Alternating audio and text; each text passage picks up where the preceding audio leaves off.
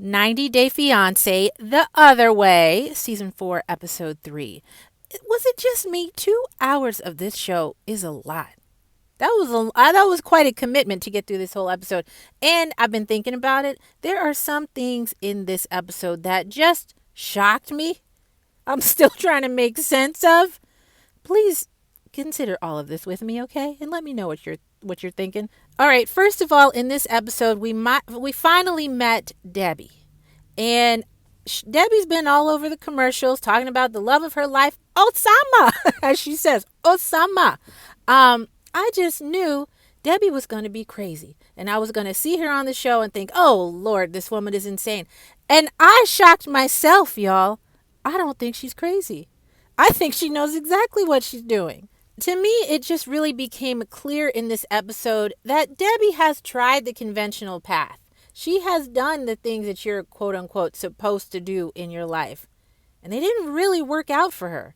And so now doing what she wants.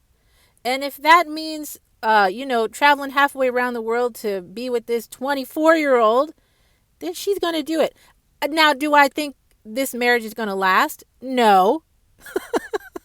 Do I think this is really the love of her life? No. But do I think Debbie cares? No.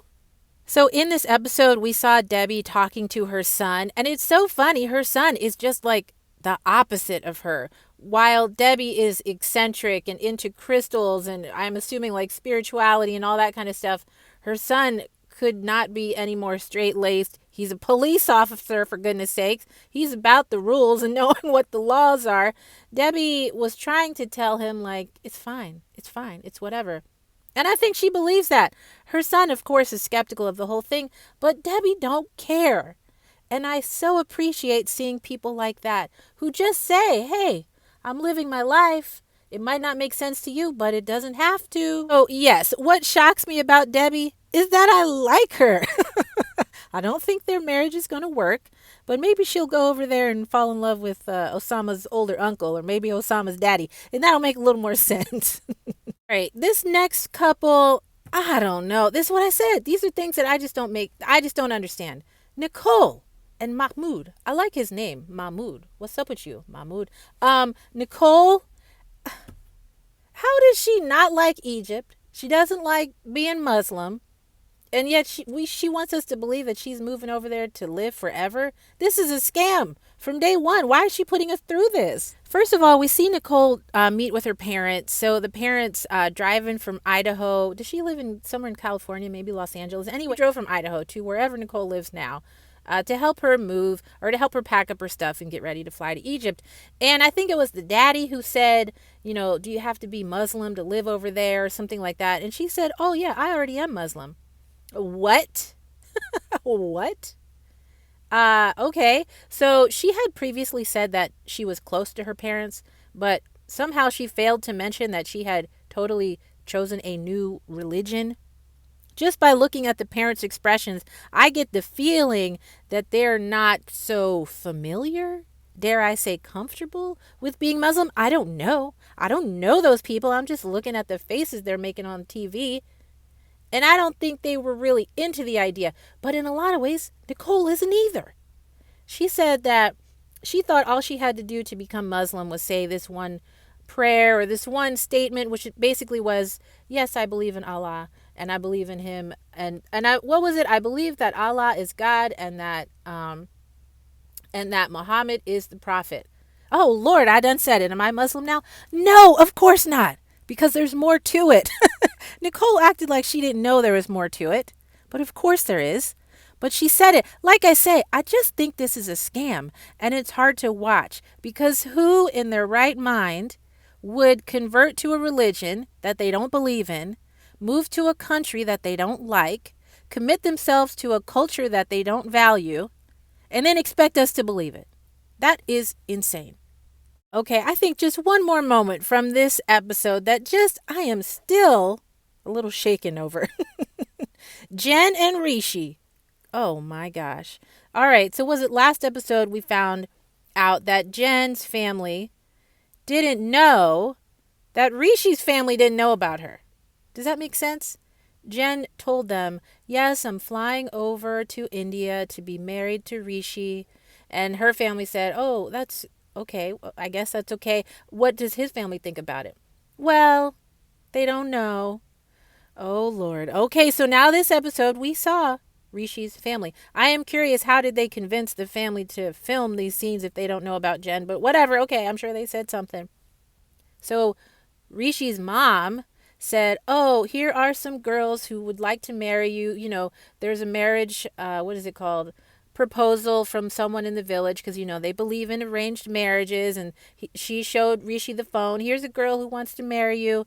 Let's meet them tomorrow. And Rishi doesn't say anything.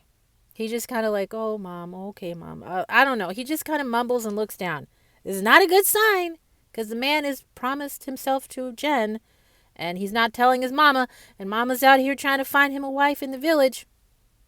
Then, to make it even worse, the mom and the mom's brother, so Rishi's uncle, who live all together with Rishi, say how excited they are for him to get married because it means that his mom can stop doing all the chores. So they're looking for a wife to take over the chores. Do you think Jen's going to do that? Because I don't. Now, maybe some of this will make more sense next episode when we actually see Jen and Rishi together, and maybe the chemistry is just out of this world and it's like, oh my gosh, yes, these two people got to be together. But at least right now, separate from each other, they seem so unkind and so unloving. The way that Rishi is setting Jen up to fail with his family, the way that he is allowing her to already be a disappointment to them is so unkind. If he really loved her, he would be setting her up for success, and he's not doing that. I guess at this point, I'm just shocked that Jen would fly over there knowing that the family doesn't know that she has plans to marry Rishi. Okay, before I go, a few honorable mentions of things that do shock me, but I don't know. Anyway, okay, number one, oh my gosh, they showed Yohan and Danielle looking at apartments. And of course, Danielle is looking at the most expensive apartments. She said she's got to have in-unit laundry. She's got to have a patio. She's got to have all this. And we saw where Yohan lives, right? She acted surprised when Yohan said he couldn't really afford that. He couldn't really afford these expensive apartments, and that Danielle was basically going to have to pay for it herself.